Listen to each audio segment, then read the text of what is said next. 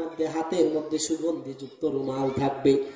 হাতের মধ্যে সুগন্ধিযুক্ত রুমাল নিয়া নানান রকম জান্নাতের নাজ নিয়ামতকে হাতে নিয়া জান্নাতের হাজার হাজার ফেরেশতা আসবে।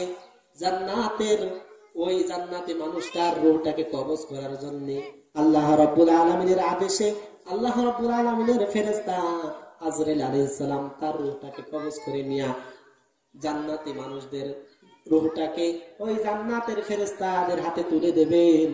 আর জান্নাতের ফেরেশতারা তখন এই রূহটাকে নিয়ে আসমানের উপরে উঠা শুরু করে দেবেন।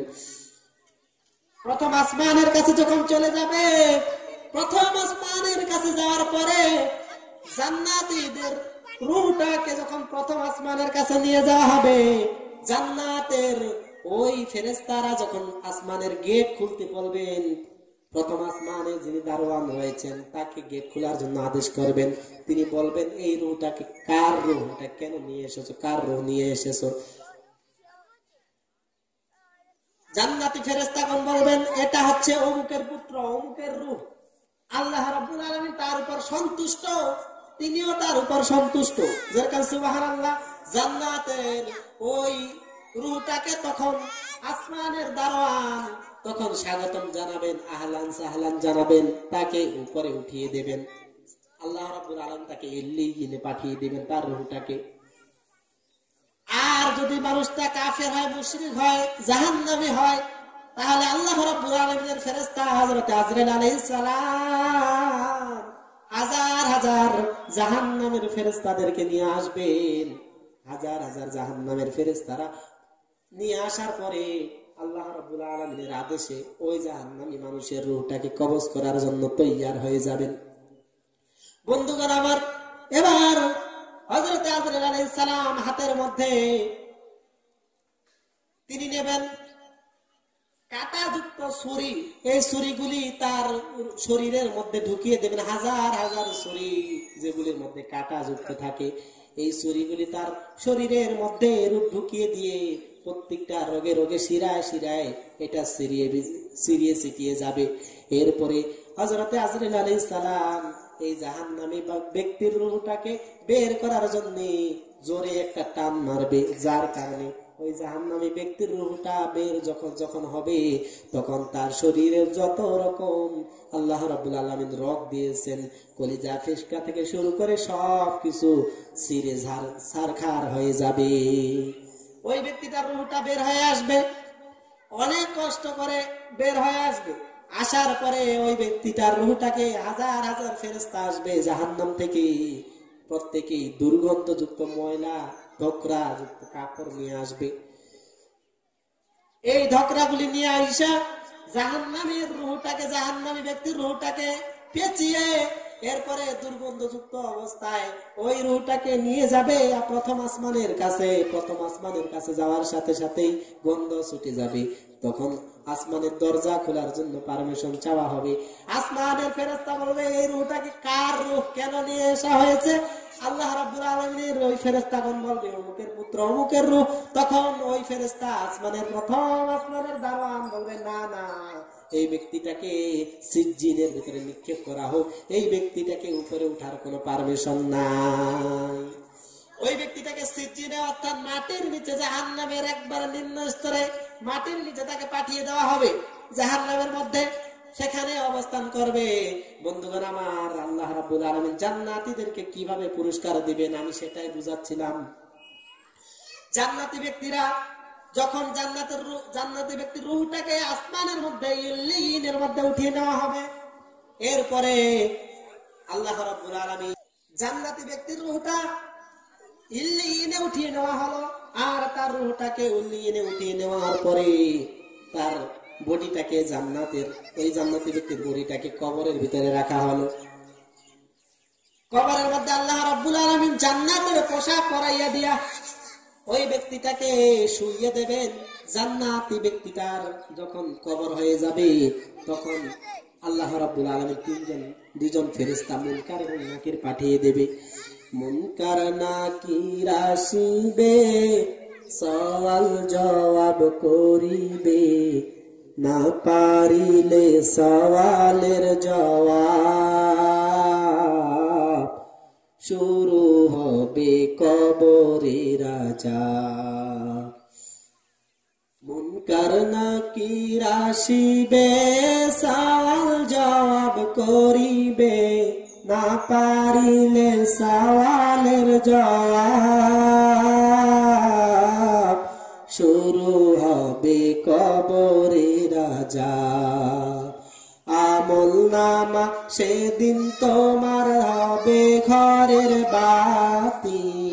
আমল নামা সেদিন তোমার হবে ঘরের বাতি। ওই কবরে যেতে হবে, থাকবে না কেউ সাথী। ওই কবরে যেতে হবে, থাকবে না কেউ সাথী। জোরে বলেন না মারহাবা। সবাই বসেন, বসেন, সবাই বসো, সবাই বসো।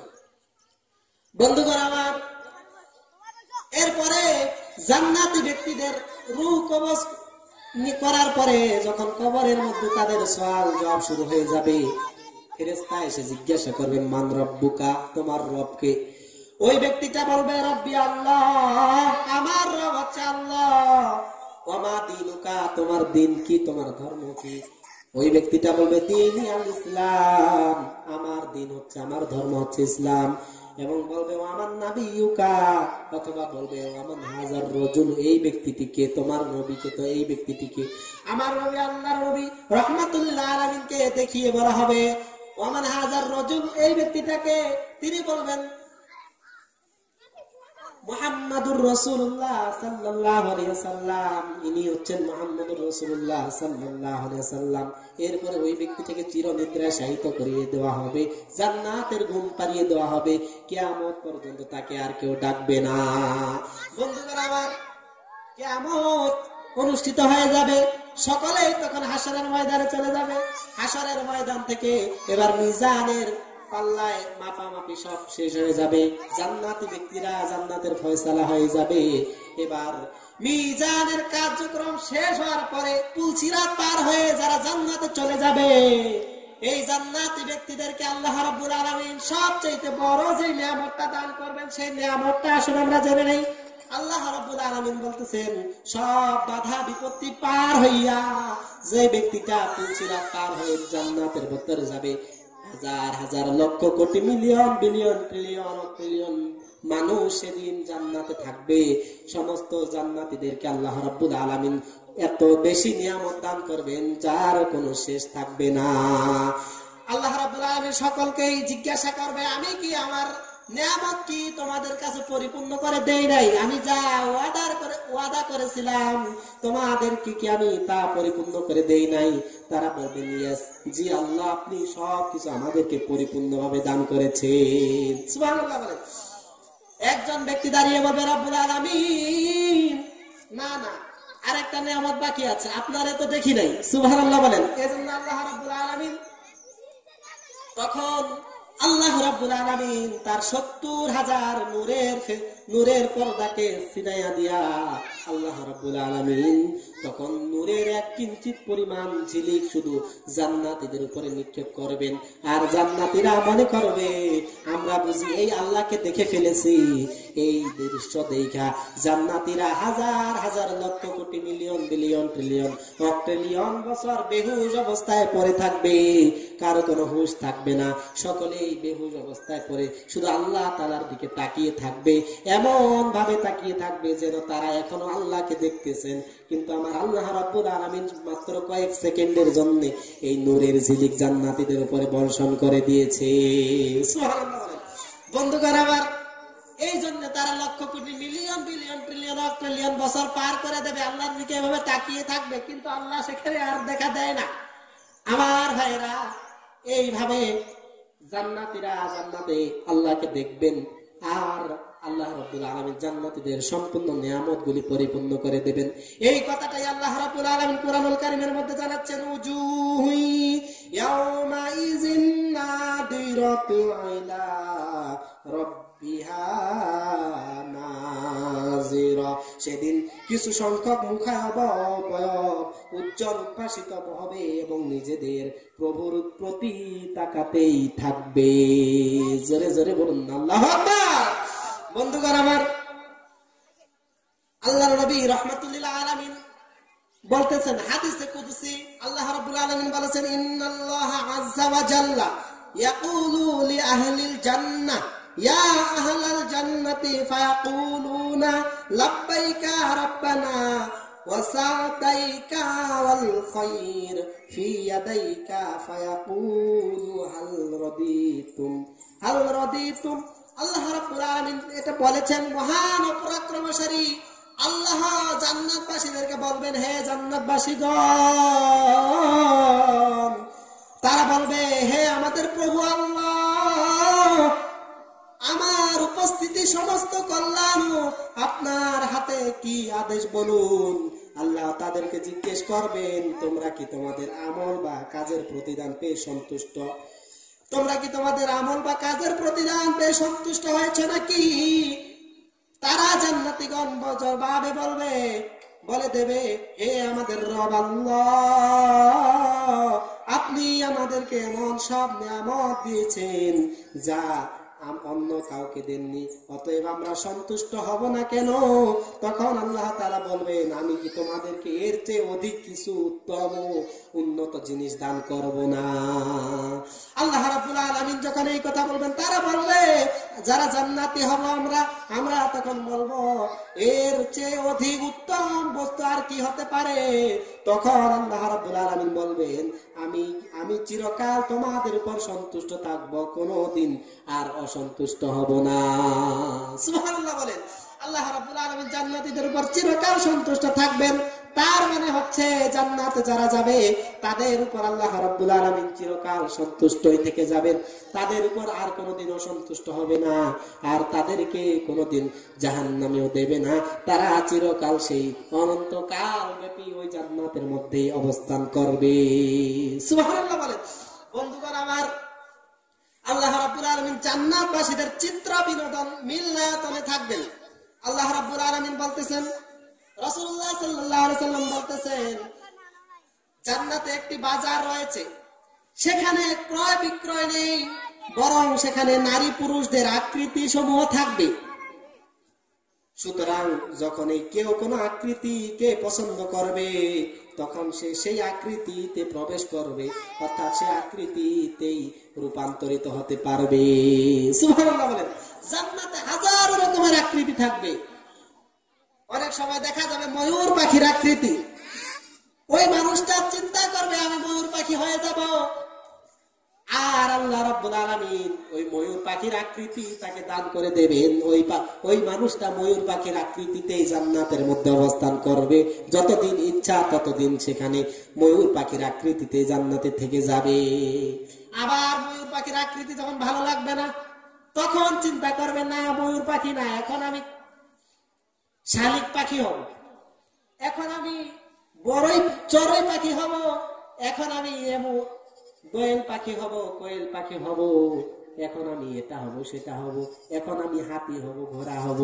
যখন যেই আকৃতি ধারণ করার ইচ্ছা করবে, এখন আমি ফুলের বাগান হব, এখন আমি বিশাল বিশাল গাছ হয়ে থাকবো, যখন যে আকৃতি ধারণ করার ইচ্ছা করবে আল্লাহ রাব্বুল আলামিন সাথে সাথে তখন সেই আকৃতি ওই জান্নাতে মানুষটাকে বানিয়ে দিয়ে দেবে। আবার যখন মানুষের আকৃতি ধারণ করার ইচ্ছা করবে, তখন মানুষের আকৃতি ধারণ করে ফেলবে। আবার যখন অন্য কোনো কিছুর আকৃতি ধারণ করার ইচ্ছা করবে, তখন অন্য কোনো কিছুর আকৃতি ধারণ করতে পারবে। অর্থাৎ জান্নাতে যা চাওয়া হবে তাই পাবে, কোনো অভাব থাকবে না, সেখানে কোনো চিন্তা থাকবে না, দুশ্চিন্তা থাকবে না। এজন্য আল্লাহ রাব্বুল আলামিন জান্নাতের পরিচয় ও পুরস্কার সম্পর্কে আমাদেরকে বলতেছেন, তিলকাল জান্নাতুল্লাতী নুরাসু মিন ইবাদিনা মান কানা সাকিয়া। জোরে বলেন আল্লাহু আকবার। আল্লাহ রাব্বুল আলামিন বলতেছেন, এটা তো সে জান্নাত যার উত্তরাধিকারীরা আমরা বানাবো আমাদের বান্দাদের মধ্য থেকে সে সব লোককে যারা পরেজগার মুত্তাকি হয়ে থাকবে। পরেজগার মুত্তাকি যারাই হবে তাদেরকে আল্লাহ রাব্বুল আলামিন এই জান্নাতের অধিবাসী বানিয়ে দেবেন। যেরকম সুবহানাল্লাহ।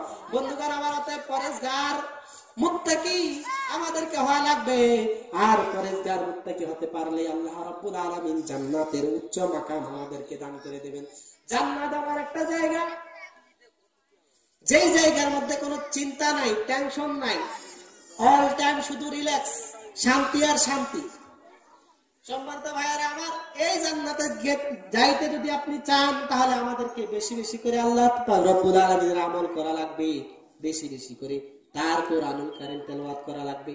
আল্লাহর নবী রাহমাতুল লিল আলামিন বিশ্বনবী মুহাম্মদুর রাসূলুল্লাহ সাল্লাল্লাহু আলাইহি ওয়াসাল্লাম বলতেছেন, কুরআনুল কারীমের মধ্যে এমন একটা সূরা রয়েছে যে সূরাটাকে বিশ্বনবী সাল্লাল্লাহু আলাইহি ওয়াসাল্লাম বলেছেন হাফ অফ দা বুক নিসফুল কোরআন।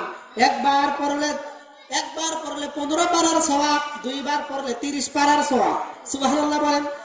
এই সূরাটা হচ্ছে আলহামদুলিল্লাহি রাব্বিল আলামিন আর রহমানির রহিম, সূরাতুল ফাতিহা। এটাকে আল্লাহ রাব্বুল আলামিন এত মর্যাদা দান করেছেন, বিশ্বনবী এটাকে বলেছেন হাফ অফ দা বুক নিসফুল কোরআন। একবার পড়লে 15 পারার সওয়াব, দুইবার পড়লে 30 পারার সওয়াব আল্লাহ রাব্বুল আলামিন বান্দার আমলনামায় দান করে দেন। যেরকম আল্লাহু আকবার। বন্ধুগণ আমার, এই কুরআনুল কারীমে আল্লাহ রাব্বুল আলামিন আরো একটা সূরা দান করেছেন, যেটাকে বিশ্বনবী সাল্লাল্লাহু আলাইহি ওয়াসাল্লাম বলেছেন হাফ অফ দা বুক নিসফুল কোরআন, কোরআনের অর্ধেক। একবার পড়লে 15 পারার সওয়াব, দুইবার পড়লে 30 পারার সওয়াব আল্লাহ রাব্বুল আলামিন বান্দার আমলনামায় দান করে দেন। এই সূরাটা হচ্ছে ইযা যুলজিলাতিল আরদু জিলজালাহা ওয়া আখরাজাতিল আরদু আসকালাহা ওয়া ক্বালাল ইনসানু মা লাহা ইয়াওমাইযিন তুহাদ্দিসু আখবারাহা বিআন্না রাব্বাকা আওহা লাহা ইয়াওমাইযিন ইয়াসদুরুন-নাসু আশতাতা লিয়ুরা আমালাহুম ফামান ইয়ামাল মিসকালা যাররাতিন খায়রান ইয়ারা ওয়া মান ইয়ামাল মিসকালা যাররাতিন শাররান ইয়ারা। চিল্লায় বলেন আল্লাহু আকবার। আমার বন্ধুগণ, চুপ করে থাকলে হবে? আমার বন্ধুগণ, আল্লাহ রাব্বুল আলামিন কুরআনুল কারীমের মধ্যে আরেকটা সূরা দিয়েছেন, যেটাকে বিশ্বনবী সাল্লাল্লাহু আলাইহি ওয়াসাল্লাম বলছেন 1/3 অফ দা বুক সুলুসুল কোরআন। একবার পড়লে 10 পারার সওয়াব, দুইবার পড়লে 20 পারার সওয়াব, তিনবার পড়লে 30 পারার সওয়াব আল্লাহ রাব্বুল আলামিন বান্দার আমলনামায় দান করে দেন। চিৎকার করে বলেন না সুবহানাল্লাহ। আল্লাহ রাব্বুল আলামিন কুরআনুল কারীমের এই সূরাটা আমাদেরকে দান করে দিয়েছেন। একবার পড়লে 10 পারার সওয়াব, দুইবার পড়লে 20 পারার সওয়াব, তিনবার পড়লে 30 পারার সওয়াব। কুল হুয়াল্লাহু আহাদ আল্লাহুস সামাদুল লাম ইয়ালিদ ওয়া লাম ইউলাদ ওয়া লাম ইয়াকুল লাহু কুফুয়ান আহাদ। সুবহানাল্লাহ। এই সূরাটা কেউ যদি একবার পড়ে, বিশ্বনবী বলেছেন 1/3 অফ দা বুক রুবুল সুলুসুল কোরআন। একবার পড়লে 10 পারা, দুইবার পড়লে 20 পারা, তিনবার পড়লে 30 পারার সওয়াব আল্লাহ রাব্বুল আলামিন বান্দার আমলনামায় দান করে দেন। যেরকম সুবহানাল্লাহ। কুরআনুল কারীমের মধ্যে আমার আল্লাহ রাব্বুল আলামিন আরেকটা সূরা দান করেছেন, যেই সূরাটিকে রাব্বুল আলামিন বলেছেন 1/4 অফ দা বুক রুবুল কোরআন। কোরআনের 4 ভাগের 1 ভাগ বলেছেন। কেউ যদি এই সূরাটাকে একবার তেলাওয়াত করে তাহলে 7.5 পারার সওয়াব, দুইবার তেলাওয়াত করলে 15 পারার সওয়াব, তিনবার তেলাওয়াত করলে 22.5 পারা, চারবার তেলাওয়াত করলে 30 পারার সওয়াব আল্লাহ রাব্বুল আলামিন বান্দার আমলনামায় দান করে দেয়। যেরকম সুবহানাল্লাহ। এই সূরাটাকে জন্য বিশ্বনবী সাল্লাল্লাহু আলাইহি ওয়াসাল্লাম বলেছেন 1/4 অফ দা বুক রুবুল কোরআন। কুল ইয়া আইয়ুহাল কাফিরুন লা আ'বুদু মা তা'বুদুন ওয়া লা আনতুম আ'বিদুনা মা আ'বুদু ওয়া লা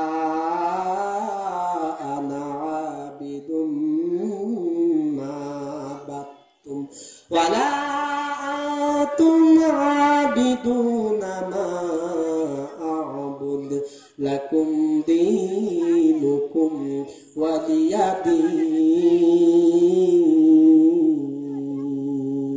আল্লাহ রাব্বুল আলামিন এই সূরাটিকে বলেছেন 1/4 অফ দ্য বুক, রুবুল কোরআন। একবার পড়লে 7.5 পারা, দুইবার পড়লে 15 পারা, তিনবার পড়লে 22.5 পারা, চারবার পড়লে 30 পারার সওয়াব আল্লাহ রাব্বুল আলামিন বান্দার আমলনামায় দান করে দেয়। জোরে জোরে বলুন সুবহানাল্লাহ। সবাই একটু জিকির করে লা ইলাহা, জোরে জোরে জোরে লা ইলাহা, আরো জোরে লা ইলাহা ইল্লাল্লাহ, লা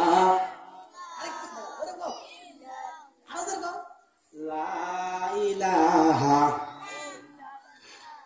লা ইলাহা ইল্লাল্লাহ, লা ইলাহা ইল্লাল্লাহ, লা ইলাহা।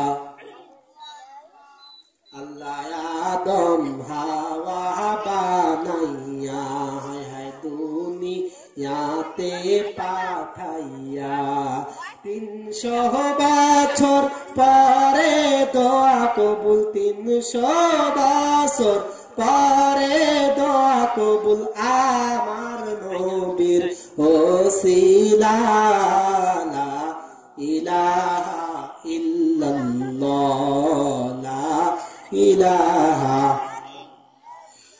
লা ইলাহা ইল্লাল্লাহু মুহাম্মাদুর রাসূলুল্লাহ সাল্লাল্লাহু আলাইহি ওয়াসাল্লাম।